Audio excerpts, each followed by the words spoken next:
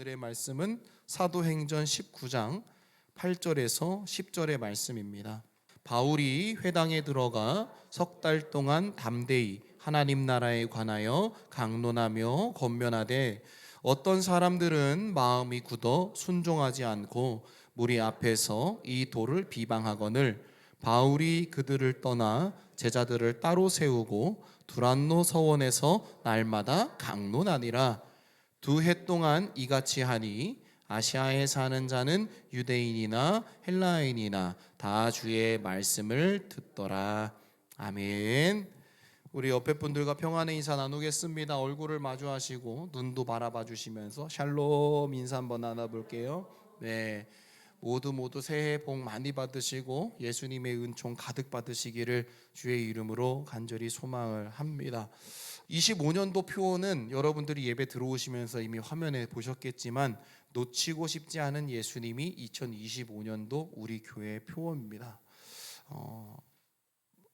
다른 사람들이 그럴 거예요. 무슨 교회가 예수님을 놓치고 있겠어, 이렇게 생각하지만 우리는 생각보다 잘 잃어버리고 잘 놓치는 것 같아요. 그래서 한 해를 평안으로 기대하면서 나왔는데 그 평안을 기대하며 살았지만 또 그 평안을 기대하며 살다가도 우리가 자꾸만 놓치는 부분들이 있다라는 거지요. 그래서 우리는 평안의 하나에 더 업그레이드된, 놓치고 싶지 않는 예수님을 내가 더 꽉 붙들 수 있는 한 해를 내가 한번 살아가 보자. 이 얘기는 뭐냐 하면 각오를 담은 한 해가 되자라는 거예요. 사생결단이라는 말이 있는 것처럼 우린 2025년도 여러 가지의 상황 속에 우리는 그런 각오가 우리에게 필요합니다. 그래서 매번 하던 대로 가겠지 뭐. 매번 목사님 작년에는요 이런 이야기들 계속 나오겠지요. 근데 그게 중요한 게 아니라 작년에는 우리 이렇게 했는데요 이런 얘기가 아니라 오늘 이 새해부터 새롭게 우리는 더 뜨겁게, 더 온전하게, 더 완전한 하나님이 기뻐하실 방향성을 찾는 거, 그게 우리가 매해 달라져야 하는 모습 중에 하나지 않을까라는 생각을 가져보면서 하나님 이번에는 제가 예수님을 절대 놓치지 않을 겁니다라는 각오로 출발한 그러한 표가 되는 것 같습니다. 그래서 항상 놓치지 않으려고 애를 써주시기를 주의 이름으로 간절히 소망합니다. 네. 지난 주일날 12월 29일 제주항공 사고로 179명이죠. 179명의 소중한 생명을 잃었습니다. 저는 예배를 드리고 있어가지고 몰랐어요. 근데 예배를 끝나고 나서 기사를 보니까 예배를 마치고 집에 갈 때까지도 저는 기사를 솔직히 못 봤습니다. 근데 이제 집에를 가는 가운데 기사를 접하게 되니까 이거는 정말 왜 이렇게 마음이 아플까라는 생각이 들 정도로 소식을 접하고 눈물이 막 나기도 하고, 사고 이후에 들려오는 안타까운 사연들을 이제 듣게 되면서 또 한 번 울게 되는 것 같고 또 한 번 마음이 무너지는 그러한 시간을 보냈습니다. 유족들과 사고에 관련된 모든 사람들이 하나님의 위로가 있기를 주님의 이름으로 간절히 소망을 합니다.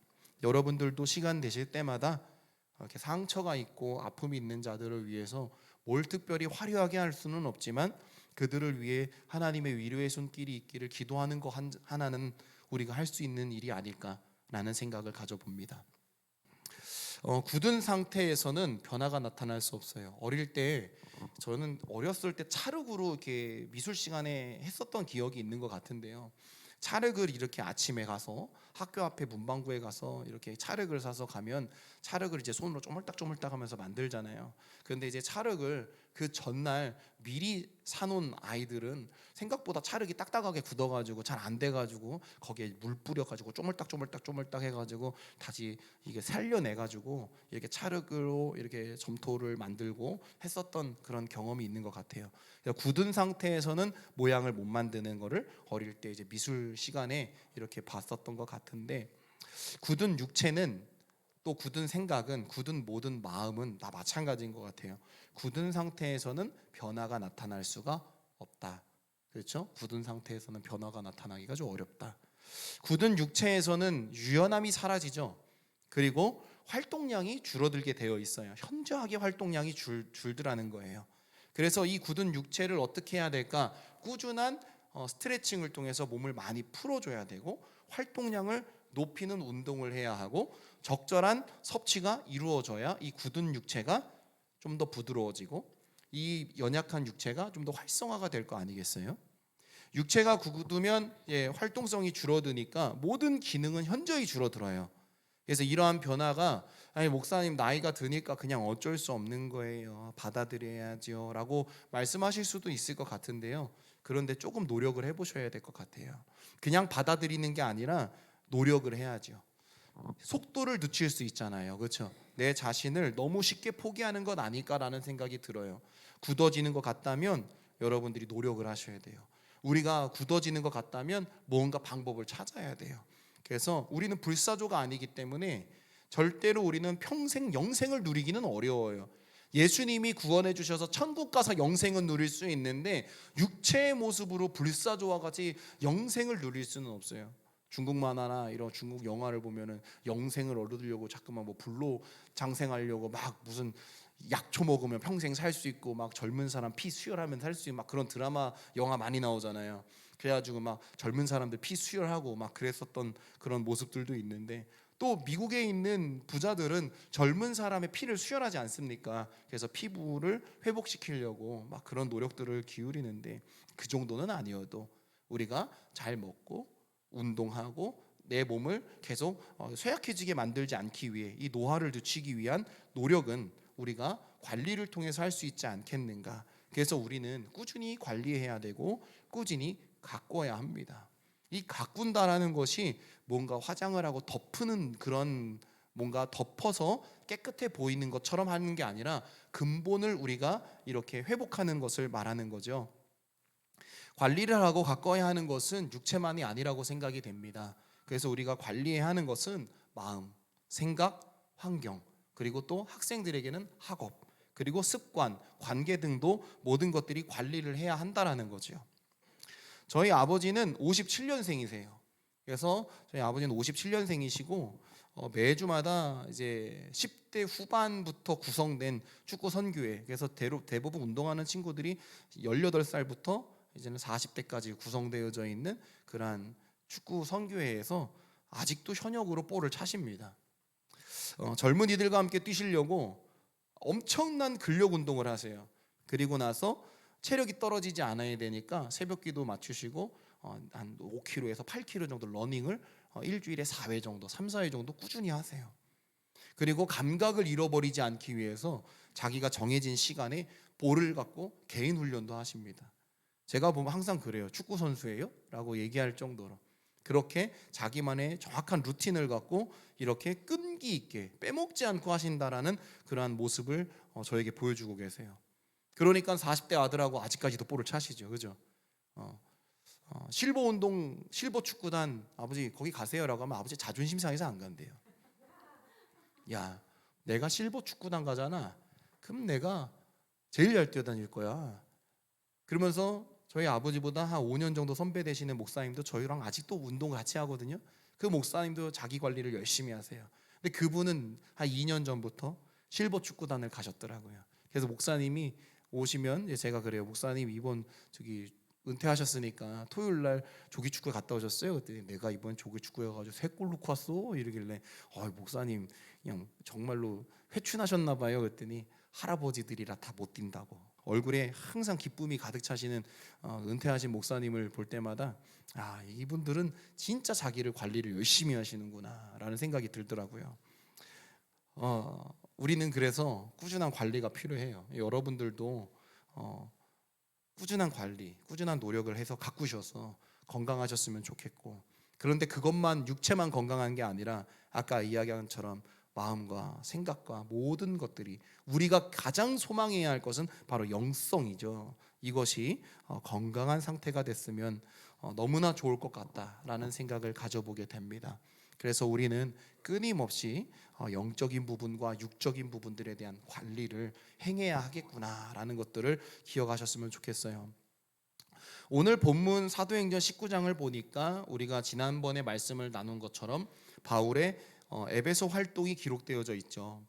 그 모습 중에서 오늘 8절에서 10절의 말씀은 바울이 회당에서 이제 말씀을 가르치는 모습이 기록되어져 있습니다. 바울은 말씀에서 기록하고 있는 것처럼 언제나 유대인이 모이는 회당을 중심으로 말씀을 전하고 있더라. 우리가 사도행전 보면서 굉장히 많이 보는 모습이죠. 사도 바울은 항상 어디를 가서 말씀을 전해요? 회당에서 말씀을 전했다고요. 선교지를 가서 가장 먼저 가는 곳이 회당. 거기서 예배를 드리려고 또 찾는 곳이 회당. 우리가 성경 말씀에서 기록하고 있는 것처럼 회당이 구성되지 않은 곳은 물이 흐르는 시냇가, 세례를 행할 수 있는 시냇가 근처로 가서 거기서 예배를 드렸던, 우리가 다 기억나시죠? 그런 말씀들을 계속 나눠왔으니까. 그래서 사도 바울은 언제나 항상 회당에서 말씀을 전하기 위해 움직였다라는 거예요. 사도 바울의 루틴이라고 생각을 되는 것 같아요. 저는 전도하는, 선교하는 루틴. 왜 이렇게 할까라고 생각이 되잖아요. 바울은 유대인이잖아요. 그래서 나름대로 유대인을 사랑했어요. 우리 대한민국 사람이잖아요. 그럼 어디를 사랑해야 돼요? 대한민국을 사랑해야죠. 그렇죠? 그러니까는 유대인을 사랑하는 사도 바울. 그러니까 유대인들이 예수 안에서 그 진리의 말씀을 듣고 회복되기를 소망한 거예요. 그러니까 유대인이 있는 곳을 누구보다 열심히 찾아갔어요. 거기서 말씀을 전했어요. 그럼 우리는 어디에서 말씀을 전해야 될까요? 대한민국에서 말씀을 전해야 되겠죠. 그래서 대한민국에서 여러분들 지금 어디 사세요? 오산, 화성, 우린 여기에서 살잖아요. 그럼 화성에서 사는 나는 화성을 위해, 오산에서 사는 나는 오산을 위해, 또 우리의 선교지인 이 신리천로에서 우리가 교회를 세워 나아가고 있다면 여기를 위해 우리는 이곳에서 전략상 복음을 전하기 위한 그러한 발걸음과 발버둥이 우리에게 필요하다라는 것을 말씀을 통해 다시 한번 생각을 해보게 되겠죠. 자, 이렇게 바울은 유대 동족을 사랑했고요. 그것이 자신의 전도 전략에 유리했어요. 그런데 다시 뒤집어 보고 보니까 나를 잘하는 자들이 있는 곳이기 때문에 핍박도 강했을 거라는 것을 모르지 않았어요. 그런데 사도 바울은 사랑하는 자들을 위해 그 핍박이 있을 것을 예상하고 전력상 내가 그들을 잘 이해하고 있는 그 상황을 그대로 받아들입니다. 그래서 가서 복음을 전하게 되죠. 우리도 마찬가지입니다. 가정에서 내가 믿음 안에서 사는 모습을, 믿음에 있는 선택을 행할 때마다 많은 가족에 있는 가족 구성원들에게 핍박을 당하기도 하고 조롱을 당하기도 해요. 예수님이 살아있느냐라는 질문도 받게 되죠. 그때 우리는 싸울 이유도 없고 그들과 언쟁을 할 필요도 없이 주님이 살아계시죠 라는 그런 외마디 하나의 고백, 그리고 그렇게 살아내는 삶, 우리는 그렇게 살면서 거기서 우리는 견뎌내야 한다는 것입니다. 바울은 에베소에서도 이러한 자신의 전도 전략 안에서 회당에서 석 달 동안 말씀을 가르칩니다. 3개월 동안 말씀을 잘 가르치죠. 항상 우리가 알고 있는 것처럼 성령이 역사하시는 상황에서는 우리가 생각하는 아주 기대, 우리가 생각하는 회개의 영, 우리가 생각하는 은혜 충만한 일들도 나타나지만 그와 반대로 부정적이고 불만이 있고 그리고 방해의 요소들이 생각보다 엄청나게 많이 나타나고 있다는 겁니다. 여러분들도 경험해 보셨잖아요. 예수 믿으면 방해가 돼요. 방해 요소가 있어요, 없어요? 있죠. 엄청나게 우리의 발목을 붙들어요. 그래서 자꾸만 흔들리게 만들어 주고요. 내가 이게 진리라고 생각했었던 방향 속에 그게 무슨 진리야? 라고 이야기하는 경우도 있고요. 사회에서도 마찬가지예요. 야, 그거 이스라엘 토착신 그거 왜 믿냐 막 이러면서 막 조롱하는 사람들도 있을 거 아니겠어요. 우리는 그러한 상황 속에서도 믿음을 견뎌왔어요. 그런데 더 무서운 건 뭐냐면요, 그 방해 요소가 누가 될지 어떤 상황이 될지 모른다는 거예요. 예수님을 믿는 이 상황 속에 방해의 요소가 나는 아니겠지라고 우리는 생각할 수 있거든요. 여러분들은 예수님을 믿는, 예수님이 생각하는 이 믿음의 세계 속에 씨앗이 뿌려지는 이 과정 가운데 여러분들과 저는 방해 요소입니까? 아니면 주님이 세우신 좋은 올바른 요소입니까? 우리는 다 올바른 요소라고 생각할걸요. 왜? 내가 믿음이 갖고 있으니까. 그런데 말씀을 묵상하다가 이런 생각이 나더라고요. 방해 요소가 내가 충분히 될 수 있다. 어떤 순간에 만약에 우리가 믿음으로 나아갈 때 저는 반대예요. 왜 반대예요? 저는 싫어요. 저 불편해요. 저는 어려워요. 저는 못해요 라는 반대를 외치는 그러한 소리들. 분명히 우리가 하고자 하는 일이 예수님의 살아계심을 증거하는 건데 그게 나는 불편해. 내가 생각하는 방향과 내가 생각하는 방법과 맞지 않아. 내가 생각했었던 전도에 들어갈 계획과 비용이 나는 마음에 안 들어. 내가 생각했었던 업체를 선정하지 않았네? 나는 이거 반대야. 우리는 이런 걸로 인해서 교회 내에서 다툼이 많잖아요. 현실적으로. 그러면 그게 방해 요소입니까? 방해 요소가 아닙니까? 방해 요소죠. 그걸로 인해서 결국 어떻게 돼요? 분열이 나지 않을 것 같으니까 그냥 기초적인 것만 하자. 이번에도 작년과 동일하게 그냥 하던 거 하자. 그러면 문제가 없으니까. 그러니까 다들 그냥 그래요. 타협을 해버리는 거. 여러분 이게 방해 요소예요. 우린 이건 그냥 잘 생각 안 하는 것 같아요. 또 하나의 방해 요소가 뭘까라고 생각을 해보니까 침묵이에요. 조용히 침묵하는 거예요. 그래 열심히 하세요. 열심히들 하세요. 나는 침묵해. 나는 동조할 필요가 없어. 난 내게 중요하니까. 침묵과 외면, 함께하지 않는 것, 나와 상관없는 일이라고 생각하는 것도 내가 뭘 방해했어 라고 생각하지만 영을 방해하고 있는 행위라는 거죠. 내가 방해할 수 있는 요소를 나도 이렇게 갖고 있을 수 있겠구나. 그래서 우리는 이러한 부분에 대한 깨우침이 우리에게 필요하지 않을까라는 생각을 가져봅니다. 그러니 성령의 역사 속에서는요, 능동적이어야 되고 자발적인 것이 주님이 원하시는 모습이라는 거예요.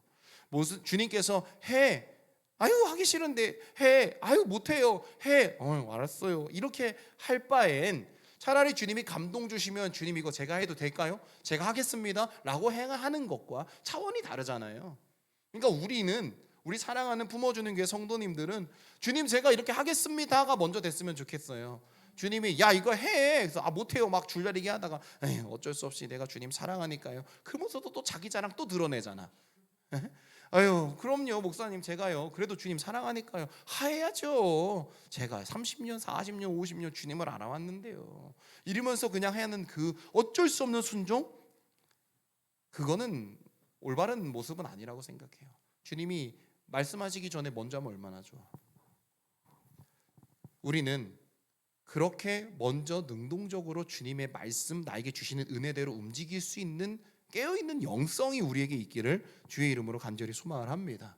만약에 좀 힘들고 어렵다라면 나 지금 이렇게 하고 싶은 마음이 드는데, 나 지금 이렇게 했으면 좋겠는데 이거 어떻게 해야 될까라고 할 수 있는 방향성을 갖고 고민하는 것은 너무 올바른 것 같아요. 근데 목사님 있잖아요, 이건 어려운 거예요. 안 돼요. 돈이 얼마나 드는데, 사람도 없는데, 그래서 자꾸만 안 돼요. 일 좀 만들지 말아요. 이런 얘기는 삼가하는 게 좋아요. 삼가하는 게 좋아. 왜냐? 난 딴짓하는 거 아니잖아요, 제가. 그렇죠? 우리 교회가 딴짓하는 거 아니죠. 다 무슨 행위를 하려고 하는 거예요. 일꾼을 만들고, 교회가 건강해지고, 영혼을 살려내고, 침체된 것을 다시금 회복시키고, 뭔가 잠깐만 노화되고 있는 신앙을 다시금 그 속도를 늦추기 위한 발버둥이지, 뭔가 날 좋으라고 누군가의 영광을 위해 하는 거라면 여러분 이렇게 할 필요가 없죠. 그렇지 않을까요? 다른 거 하면 돼요. 근데 하나님은 왜 계속 우리에게 이러한 고민을 하게 하실까? 주님께서는 나를 드러내지 않고 우리의 그러한 행위와 변화된 모습을 통해 교회가 올바르게 성장하기를 원하는 거고, 올바른 세대가 준비되기를 원하시니까 주님이 그렇게 하는 것이지, 뭔가 우리가 나를 즐기려고 하는 거라면 이거 잘못된 거지만 하나님을 위한 거라면 잘못된 게 아니라고 저는 생각이 돼요. 그래서 우리는 할 수 있는 길을 능동적으로 열어보자는 거예요. 그러려면 뭐를 해야 되겠어요? 그럼 하나님이 주시는 말씀이 들려져야지만 할 수 있는 거 아니겠습니까? 바울의 말씀의 선포 현장에서 9절의 말씀을 한번 보면은 이렇게 말씀이 되어 있어요. 마음이 굳어 순종하지 않고 무리 앞에서 이 돌을 비방하거늘, 이렇게 이야기하고 있거든요. 바울이 이들이 순종하지 않고 비방한다고 해가지고 사도 바울이 스스로 아유 됐어요, 너랑 말씀 안 나눠, 들었고 치사해, 나 간 게 아니에요. 사도 바울은 들었고 치사해서 나 간다 이런 적 없어요. 사도 바울은 죽이려고 해도 말씀을 했고, 돌을 던져도 말씀을 전하는 현장 속에 있었어요. 그런데 어떻게 떠나요? 그의 힘으로 떠나지 않았어요.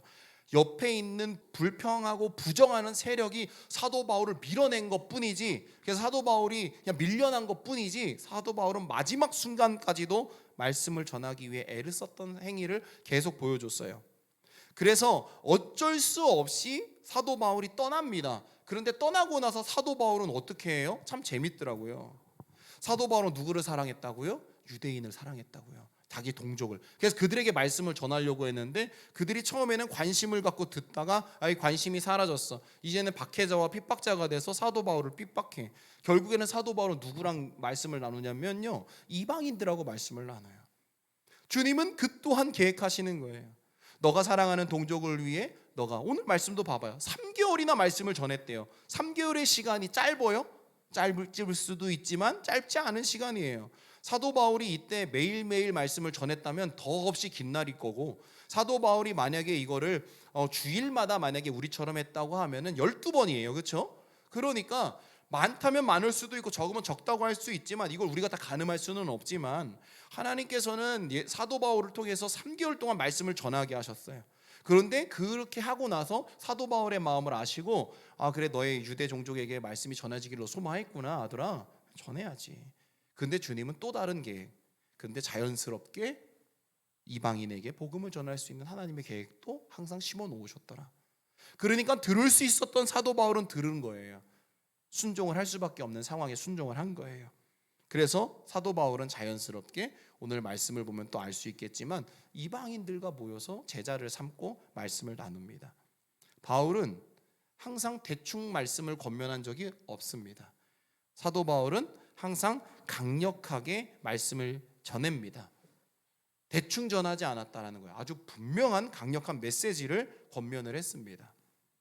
그만큼 유대인들이 복음을 받아들이기에 쉽지 않았다라는 거죠. 지금 우리 이 시대에도 마찬가지예요. 강한 메시지가 필요해요.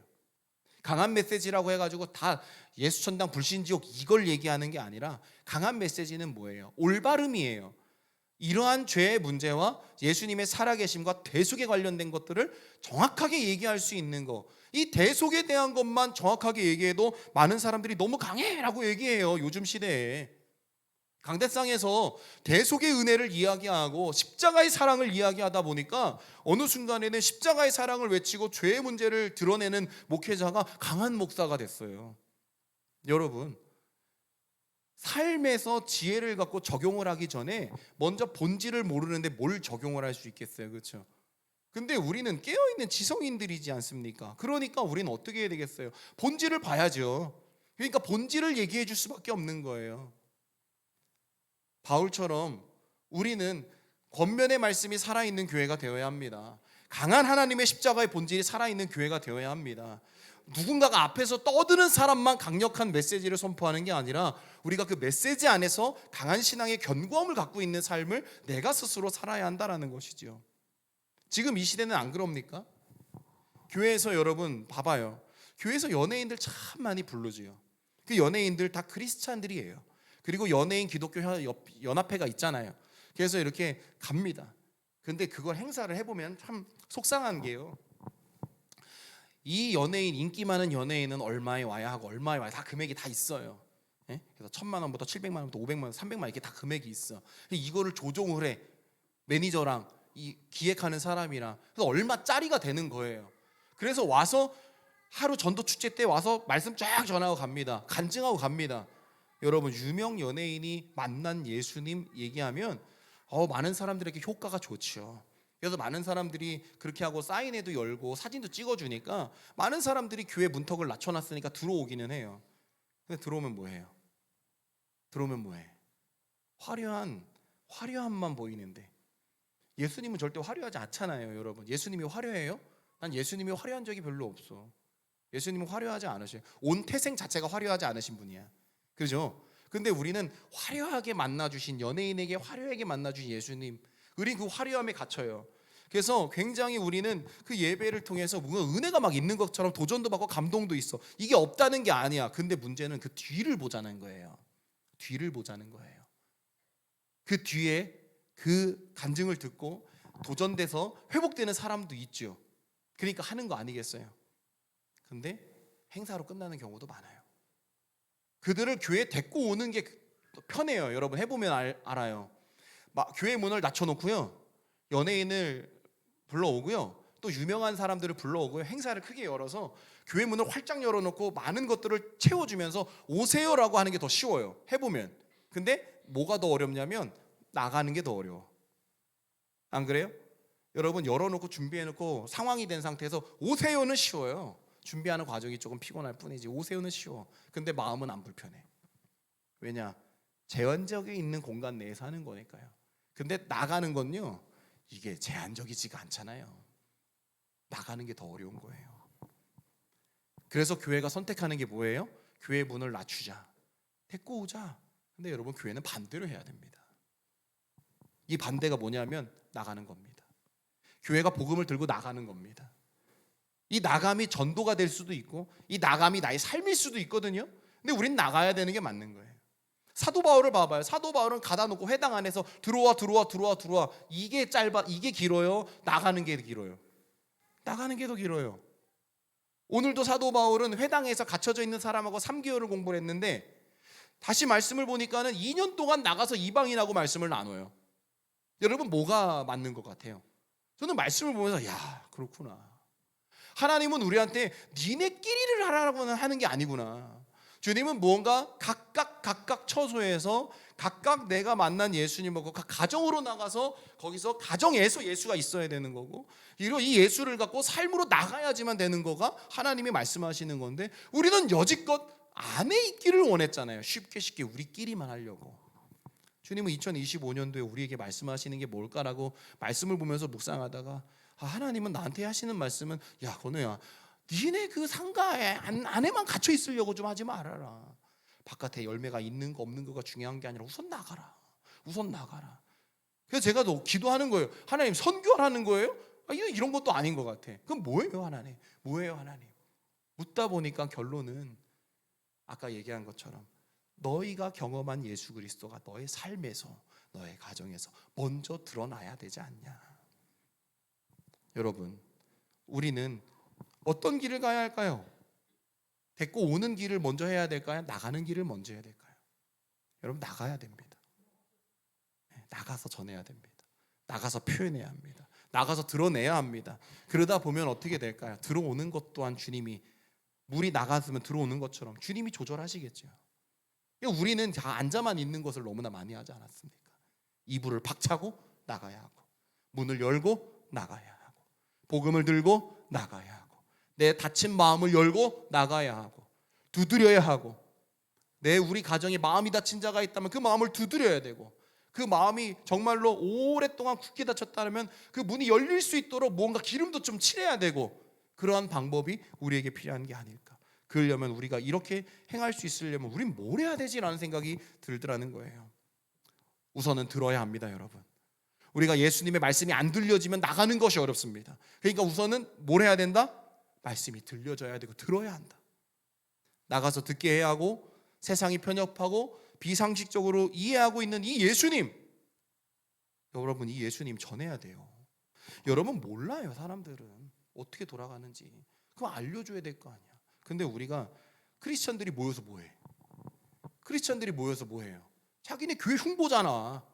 크리스천들이 뭐해? 자기네 교회 전도사님이 뭐 이렇고, 부목사님이 뭐 이렇고, 목사님이 이렇고, 아무게 성도니 이렇고, 막 교회가 서로 앉아가지고 크리스천들이 모여서 교회 불평 대잔치를 하고 있어. 그 얘기를 지나가다가 예수 모르는 사람이 쓱 보면, 교회 다니는 놈들 이렇게 불평이 많어? 이렇게 한다고요. 아니, 예수님이 살아계신다면서 왜 이렇게 서로가 미워해? 아니, 예수님이 사랑하라고 하는데 이 사람들은 사랑이 없네 하면서 얼굴 뻘개지고 신경질이 막 나고, 막 교회를 옮기네 마네 끝내 마네 불교를 믿네 천주교로 가네 막 이러고 있으니, 예수 안 믿는 사람들이 그들을 보니까 야, 이거 진리 없네 여기, 이렇게 볼 수 있는 거 아니에요? 어떤 아이가 그러더라고요. 예수님이 없대. 왜 없냐면 예수님은 서로를 사랑하고 안아주라고 했는데 우리 엄마 아빠는 서로를 안아주질 않는데, 우리 엄마 아빠는 맨날 치고받고 싸운다는 거야. 그러니까 그 아이가 우리 집에는 예수님이 없어요, 이렇게 얘기해요. 여러분, 충격적이지 않아요? 그런데 엄마가 맨날 아침마다 깨워가지고 등 때리면서 교회 가야 좋은 사람 된다고. 근데 이상해요. 왜? 우리 엄마 아빠는 좋은 사람이 아니거든요. 우리 엄마 아빠가 주일날 예배를 간대요. 근데 우리 엄마 아빠가 좋은 사람이 아니에요. 근데 저한테는 좋은 사람 돼야 되는데 교회 가래요. 그게 되게 헷갈려요. 목사님 물어보더라고요. 그래서 제가 그랬어요. 니네 엄마 아빠가 잘못된 신앙이야. 근데 교회는 좋은 곳이니까, 생명이 있는 거니까 가. 그렇게 기도해. 엄마 아빠를 변화시켜 달라고. 그래서 이 아이가 기도를 하는데, 하나님, 우리 엄마 아빠를 변화시켜 주세요. 맨날 싸워요. 저는 그 속에서 살기 너무 힘들어요. 이러면서 이 아이가 기도해. 얼마나 귀여워요. 이 아이는 순진한 신앙이야. 예수님이 고칠 수 있고 회복할 수 있는 신앙이 있는 아이잖아요. 뭘 했기 때문에? 진리의 말씀 들었기 때문에 이 아이는 하는 거예요. 그러면서 제가 그 어렸을 때 그 초등학교 애한테도 그런 얘기를 했어요. 야, 힘들어도 견뎌. 아우, 죽을 것만 같아도 견뎌. 엄마 아빠가 맨날 그래도 견뎌. 그러면서 맨날 기도해. 하나님, 저 입을 막아주세요. 하나님, 저 입을 막아주세요. 하면서 견뎌. 이렇게 견뎌야 되는 거예요. 듣고 변화되어야 되고 견뎌야 돼요. 이 과정 안 거치면요, 신앙 안 성장해요. 30년 동안 40년 동안 똑같이 갑니다. 우리 교회가 20년 뒤에 당장 10년 뒤에랑 똑같다면요, 우린 진짜 하나님한테 반성해야 하는 거 아닙니까? 우리는 주님이 나에게 하시는 말씀들을 들어야 하고 변해야 합니다.